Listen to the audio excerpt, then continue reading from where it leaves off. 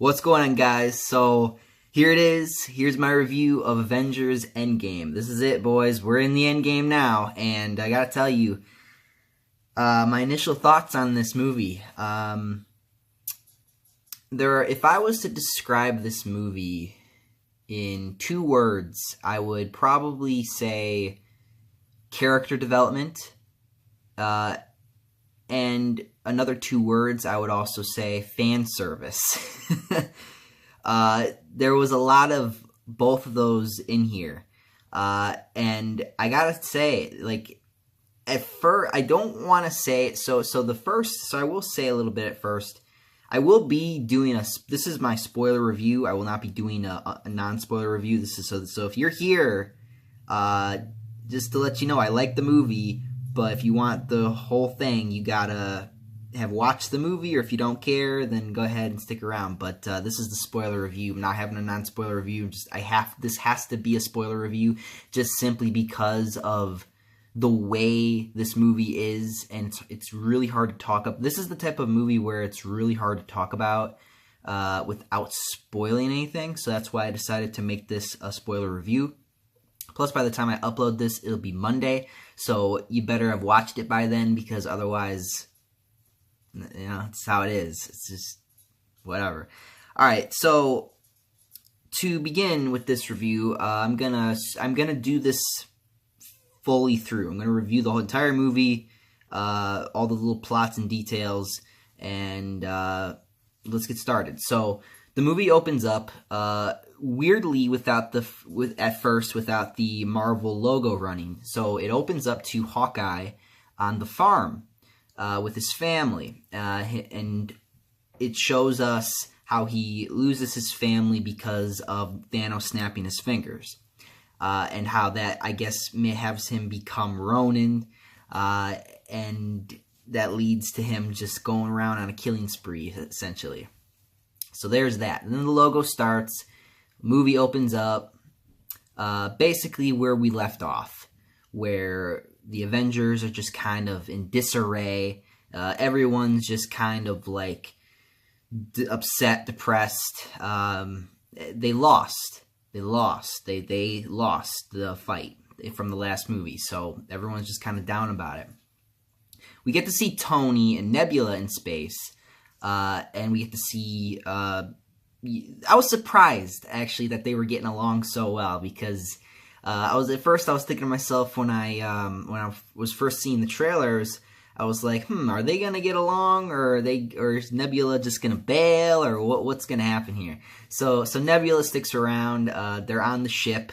The ship's oxygen's gonna run out soon, so they were about to die when Captain Marvel appears and takes them back to Earth, where they all discuss what happened, and Tony and Captain America get to see them kind of interact, and it's rough at first, because they had some words to exchange with each other. They were really rough with each other. You know, their friendship was still pretty edgy at that point, so that was very interesting to see.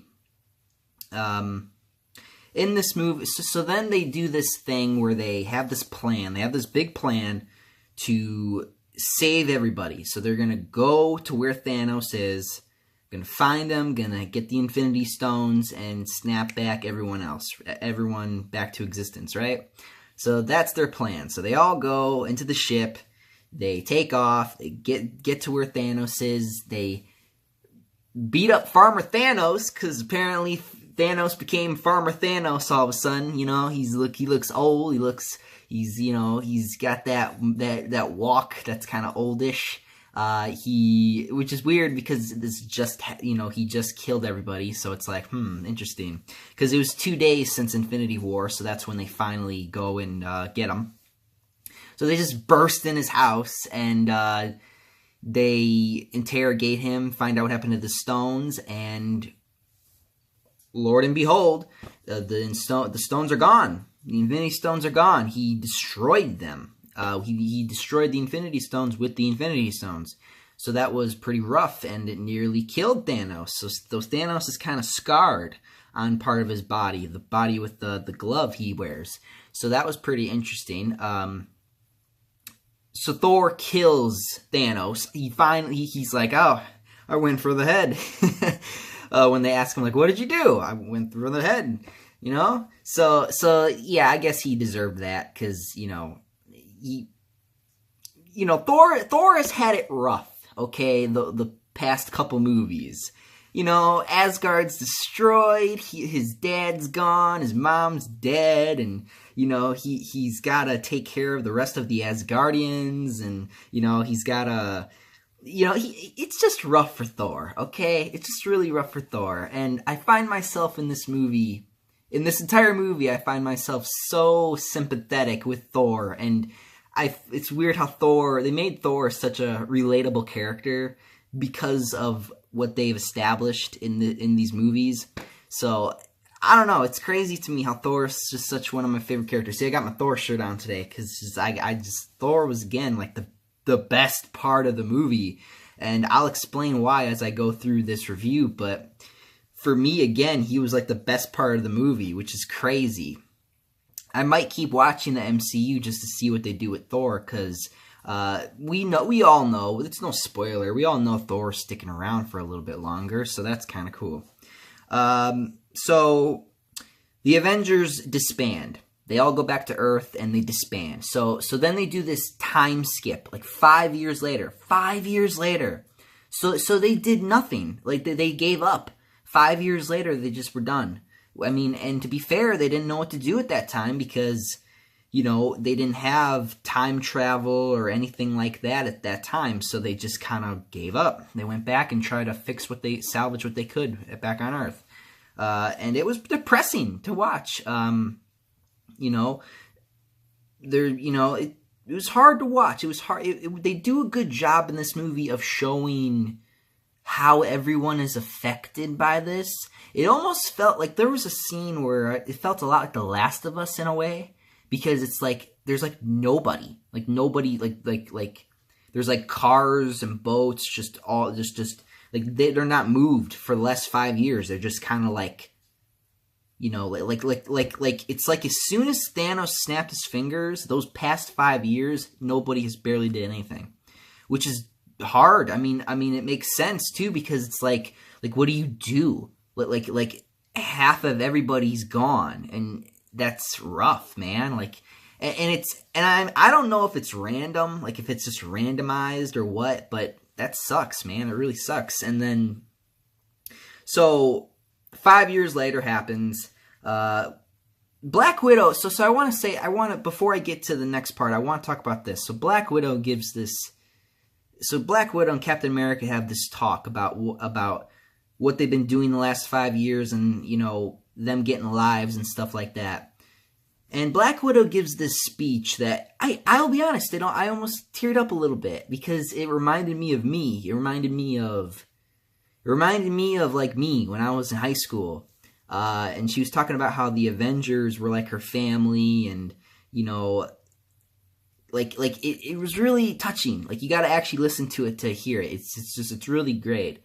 And that one almost got me. I was surprised that Black Widow actually said something that I was like, wow, that was really, really good scene with you, so that's good. I mean, she's had good scenes, like action scenes before, but she's never had a scene. There are a couple, but not that particular, for me, work, but like this one really just nailed it for me. And you'll notice a trend throughout this entire movie. The beginning and the middle of the movie, not a lot of action. Not until the very end. The beginning and middle, nothing much going on. So you're going to see a lot of talking. So moving on from that, so again, 5 years later happens, and Scott apparently was still stuck in, so if people who watched Ant-Man and the Wasp, you'll know that Hank Pym and his daughter vanished. So they're gone, and Ant-Man was still stuck in the quantum realm. He was stuck there for 5 years, right?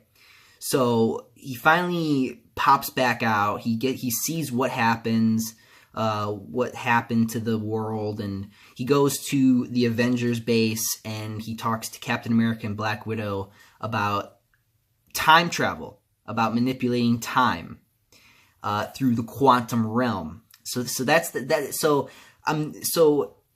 they do something in this movie that's really strange. They start doing science fiction, where they take some of realism, but they also put some fiction in here.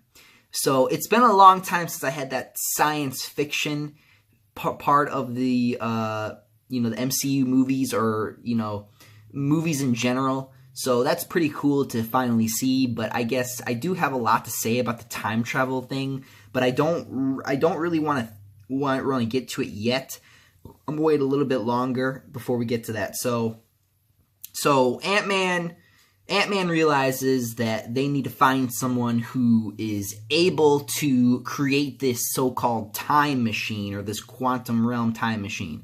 So he goes to Tony's new house, and apparently we see that Tony has a daughter with Pepper, which is really nice. I'm really glad that he's like the only character that really seemed to have moved on from everything that happened. So that was pretty interesting. So they come to him. At first, he's like, no, this is bullshit, you're crazy, this doesn't work, type of thing. But we see eventually that he is, in the meantime, after they talked, that he's working on to see if they could travel through time through the quantum realm. And Lord and behold, he figured it out. And they, sooner or later, get all back together, and they get in the time, get the time machine going, and they're off. But before that, we get to see what Hulk's been up to for a while. And holy shit, man, Hulk is bad in this movie. Hulk sucks in this movie. He's really, really bad. So let me explain to you what they did to Hulk. They basically just took Bruce Banner's brain and put it in the Hulk's body. That's essentially what they did. And it's not good. It's not good at all, because I was hoping for Hulk to get his redemption after Infinity War, because in Infinity War, Hulk became a bit of a bitch, okay? And it was really annoying, especially if you've read the Hulk comics, or you are a fan of the Hulk comics, or you actually know someone who's a fan of the Hulk comics, or the Hulk character in general. And to see this, it's really hard to watch. Because it's at first it was a little funny, but then after a while, it's like, this is stupid. I don't want to see Hulk all brainy and like it's not cool and funny to watch at first. Like at first it's like. So after we're done with the whole Hulk fiasco, and we get to see how stupid and how fucked up his character is now in Avengers and the MCU in general, we then move on to we get to see so they recruit Hulk or Banner to help create the time machine, and we get a few gags of them with using the time machine and all that. But then Tony finally shows up. And then they get building the time machine, and they finally get it ready. But before they go back in time, they need Thor. So Rocket Raccoon and Hulk go to recruit Thor, and we get to see Thor. And Thor is he's fat. Thor got chubby in this movie, and it was hilarious. It was hilarious to see it, because like Thor, like it's weird how it's like, because it's, at first I thought about it, I was like, I don't know if I'm gonna like this, but like as it went on and on, I was like, oh my god, why is this so good? Like, we get to see Natalie Portman, Jane. We get to see Jane in here. We get to see Thor interact with his mother again because of the whole time travel thing, and it's great. It's awesome, and it's crazy how they made Thor a great character again in this movie. So yeah, we get some jokes with that, and then they finally go back in time to the first Avengers movie, the end of the first Avengers movie, we go back in time to the 70s. We go back in time to, where else do we go? We go back in time to 2013, where we're on Asgard with Thor, and we go to where Star-Lord is going to get the Power Stone, and that was pretty much the 4 base ones. There was a few jumps here and there. You'll notice a lot of times that they can't fit a lot of what the characters are doing in this movie, because there's just so much going on. So I noticed a lot how, like, I was like, oh, okay, why didn't I see this person get this stone? Why didn't I see this person get this stone? Because there's so much. This movie's very long. This movie's like damn near 3 hours. I like when I walked into the theater, it was 2. By the time I walked out, it was 5. Like, that's how long the movie was. So they finally get the stones, but Nebula has this weird, during their time there, they have her and the past Nebula have this weird brain neural network thing happen in their heads, where all of a sudden, for some reason, Nebula doesn't go back to the future, and then Thanos and them get future Nebula, and they take past Nebula and disguise her as future Nebula to go back into the past, or into the future, and tinker with the time machine. So that happened, and that's happening. So they finally get all the stones. So the good news is they finally get all the stones, and they decide to have Hulk do the snap because no one else can really handle it. I know people are going to say, well, why don't they just have Hulk do it? Or not Hulk, but Thor do it. Well, Thor is not exactly in good condition to really snap his fingers and do that right now. So, Thor's been beat up already. He's been beat up enough already. Have Hulk do it. So Hulk does it, and he gets scarred. He's scarred as well. And he does it. He brings back half of everybody, which is great. So I forgot to mention one thing. So remember they had to go back and get the Soul Stone? So it was Black Widow and Hawkeye, and I know you know where this is going. So to get the Soul Stone, they had to sacrifice one another, but they were fighting over who was going to make the sacrifice. Literally, they were fighting about who was going to die. And Black Widow dies in this movie. So Black Widow is dead. She is the first one to die in this movie, and that was pretty upsetting. And they had a discussion about that, and about how like the Avengers were like the only family she had, and and it made sense because Hawkeye was like I'm assuming it was like a brother to Natasha, and that was hard. It was really hard. So moving on from that, back to where I was. Snap the fingers. Hawkeye gets a call from his wife, apparently, that it's a sign that everyone's back, right? So then all of a sudden, out of nowhere, Nebula tinkers with the time machine, or the quantum machine, and they come back. Like past Thanos and his army comes through the portal and just nuke the Avengers base. Like, it's like boom, boom, boom. Like, the whole thing's just demolished. And, the Avengers are all scattered right now. And then so now we're in action. And now the action begins. So this is the end of the movie, by the way. This is the end of the movie. So now we get the scene. Now we're gonna get a little comic book nerdy fan servicey in here. So one of the first ones is Hulk trying to save the Avengers by holding up the collapsing building. Like, the building's collapsing on Rhodey, Rocket, and just whoever else is down there. And like, I don't remember exactly which comic book that's from, but I remember that was like an Avengers or a Hulk comic where the Avengers were trapped and Hulk was keeping the thing up from crushing and killing everybody. I remember that. I just don't remember which issue it was. Maybe someone in the comments can help me out and tell me which issue that was. But that was the first fan servicey thing I noticed about this movie, was that scene in that movie. That was good. That was actually pretty good. So that was cool.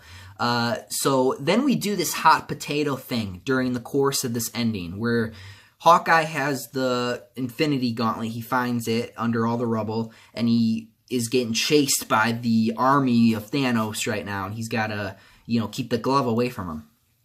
So in the meantime, while that's happening, Captain America, Iron Man, and Thor confront Thanos, which was really cool. We even got to see Thor. I forgot to mention this. When Thor goes back in time, he gets he gets Mjolnir back. So he has Mjolnir and he has the Stormbreaker in this movie. So he's got the two hammers, the two axes and hammers, which is cool. So we get to see his dual wielding skills. And then they fight Thanos. Those big three fight Thanos, which is cool to see. And it's not going really good. And we get another fan servicey thing where, oh my god, this is me nerding out right now. Comic book references like crazy. Like this movie filled a fan service right here. So so we get to see Captain America use Mjolnir. So Captain America's wielding Mjolnir in this movie. I know exactly which one that was from. That was from the Mighty Thor issue 390. Man,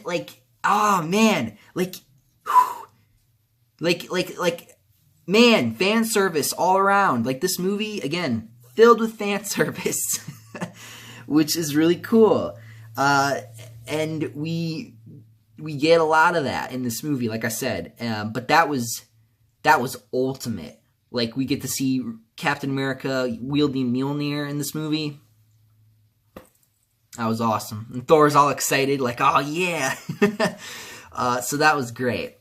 So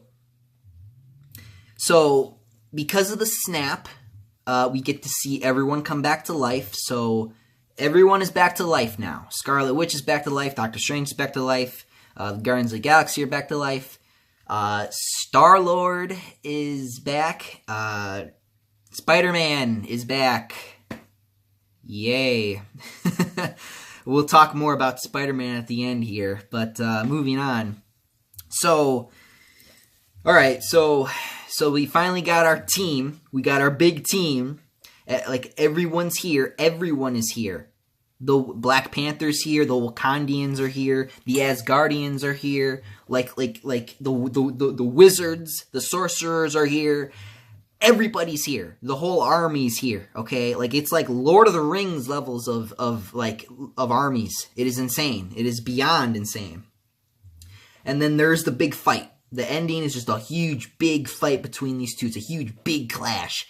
So we get this. And we get to hear Captain America finally say it. We get to hear him say, "Avengers, assemble." And then they just go. And it was great, man. It was great, man. I can legitimately say it was finally like watching a comic book come to life right there. I can legitimately finally say, yes, there it is. That's exactly what I was waiting for. And that was really good. Really, really, really good. All right, so back to the hot potato thing. Back to the hot potato fight. So got Hawkeye running with the gauntlet. He's like, "Captain America, what do I do with this thing? Keep it away from Thanos." All right, and then Black Panther shows up. He hands it off to Black Panther, and then Black Panther's going like football. And then all of a sudden, Spider-Man comes in, and then he's web slinging around. And then we get to a really fucking terrible part of this movie. We get to one of the parts of this movie that just completely fucking destroys what it's supposed to be. Spider-Man is surrounded. He's like, he's talking to Karen. Was it Karen? He's like, Karen, activate instant kill mode. Instant kill mode! So Spider-Man, and you can say this if you want, maybe Spider-Man's not killing people or killing aliens, he's just, the suit is. No, he's killing people. Like, Spider-Man is killing these aliens. He's killing them. I don't give a fuck what you say about this movie. Oh, it was a war. Oh, they're mindless. Oh, they're whatever. He's killing. He is killing. He is using his abilities to kill at this point. That's bad. That is the first big bad thing about this movie. That was bad and awful. It just destroyed his character. After I just did a video about how the Russo brothers would do a better job with it than John Watts, all of a sudden the Russo brothers just shat the bed on Spider-Man in this movie. Really, really hard. Because then all of a sudden he's just killing people left and right. It's bad. It's really bad. Okay, so moving on. We get... So then all of a sudden Captain Marvel comes out of nowhere to save everyone, because fuck this bitch.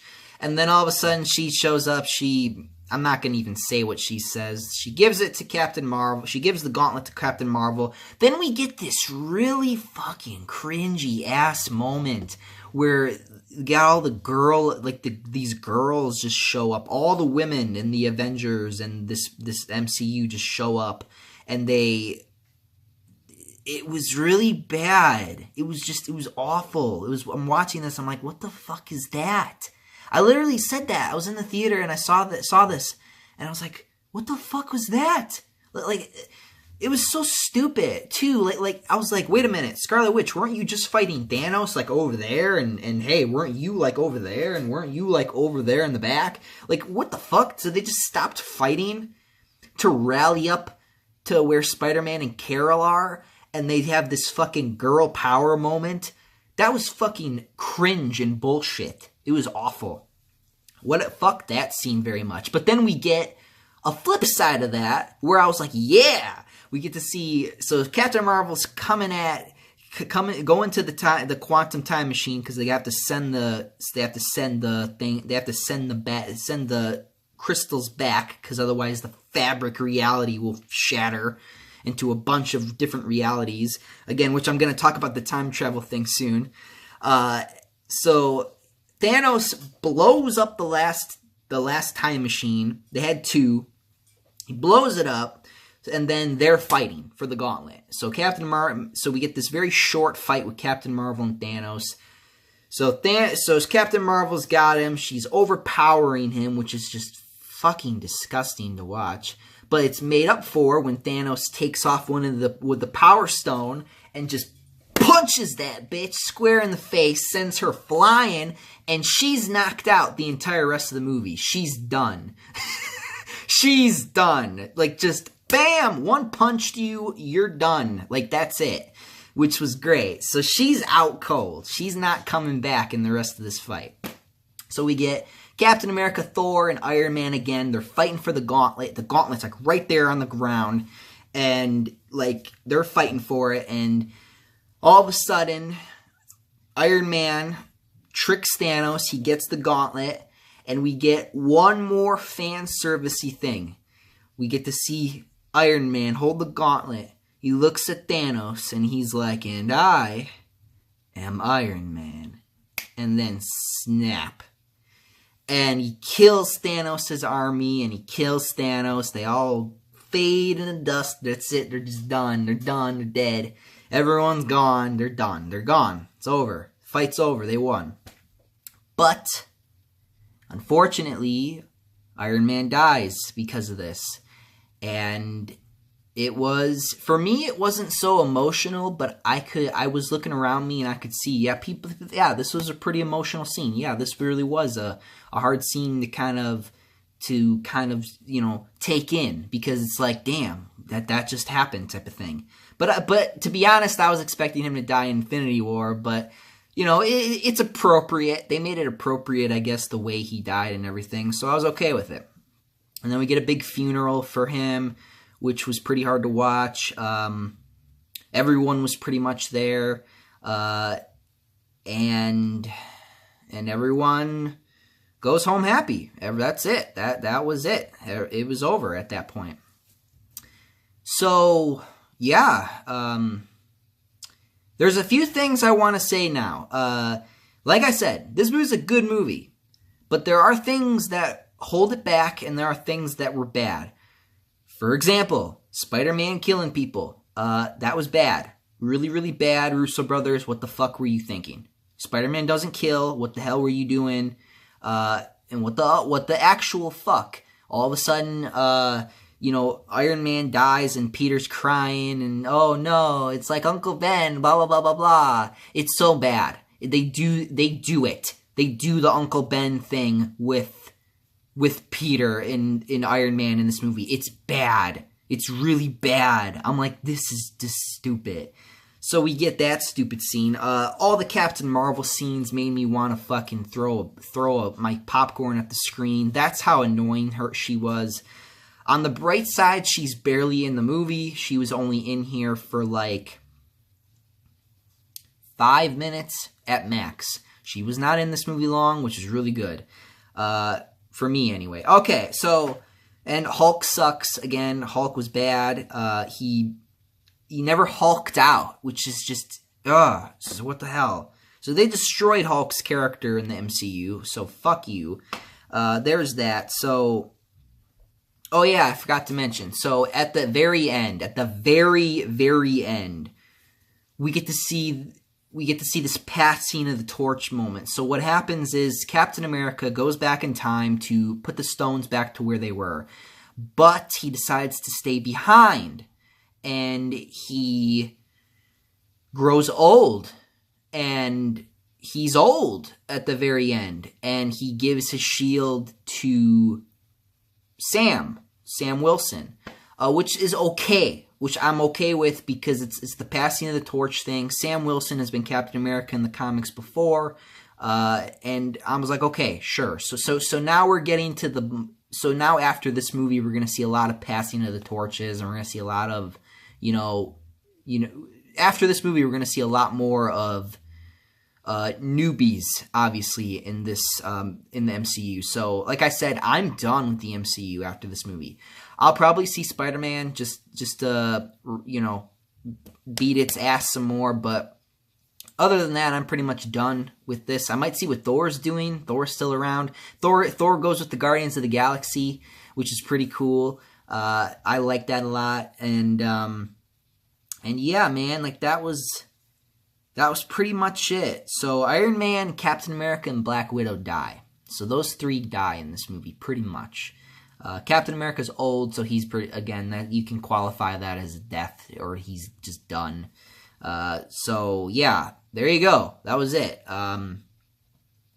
So yeah, like I said, there was some things I was really pissed at, but majority of this movie was really good. Okay, so now we're gonna get into the whole time travel thing. The whole time travel thing I need to talk about, because I am a little bit frustrated with this, because their movie with time travel, this movie with time travel, it's convoluted as fuck. I'm gonna explain to you why. So let's say you got a fucking timeline right here, right? Let's say you got a timeline like right here. So in this movie, according to this movie's logic, okay, we're gonna get all brainy for a minute. We're gonna do this. Okay, we're gonna do this. So let's get all brainy for a minute. So let's say you have this timeline right here, right? And then so then according to Hulk in this movie, according to him, to Banner, you're creating a fucking parallel reality. So you're doing the Dragon Ball shit, where it's like, okay, it's not exactly going back in time. It's you basically, going into a different parallel time because you're going back in time. That is convoluted as fuck, and it doesn't make a lick of sense to me. And I'm about to explain to you why. So Nebula, the past Nebula dies in the past. The past version dies. But for some reason, she's alive. The future Nebula's alive. Okay, but get this. So Captain America goes back in time, and he grows old, and then he dies, and then he's there in that timeline. So that means this shit is not a parallel reality. It's not a parallel reality or whatever the hell was happening. It is the actual timeline that they're going back into with the quantum realm and using the quantum realm to go back in time. Okay, so I've basically confirmed that this is the same timeline. There is no parallels in here, even though this movie at first says there are parallels because in different realities because of the fact you have the stones and all this other bullshit. None of that shit makes any sense. That's another reason why I don't like time travel movies, because time travel movies is convoluted as fuck, and it's really, really hard to actually like understand the whole time travel thing in movies like this. So there you go. That was my little time travel said. I am gonna give Avengers Endgame an 8 out of 10. It is a good movie. I recommend it for MCU fans. I recommend it for comic book fans. It is a really good movie. It does what it's supposed to do. Again, there are a few things it messes up in, but overall, really good movie. Recommend it. 8 out of 10. Really good. So, with that being said, thank you guys for watching, and I'm out of here. Up, and away. See you guys.